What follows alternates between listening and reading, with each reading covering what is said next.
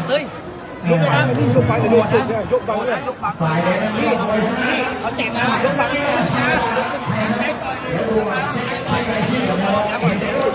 ฟังไปอ่ะฟังไปอ่ะต่อยผู้ละเตะเขาต่อยผู้ละเตะเขาเตะมายกบังเนี่ยตีได้ตีแต่ไม่พอของได้ตีปัดซ้ายขวาดิปัดต้องออกได้สองข้างเลยไหมแล้ว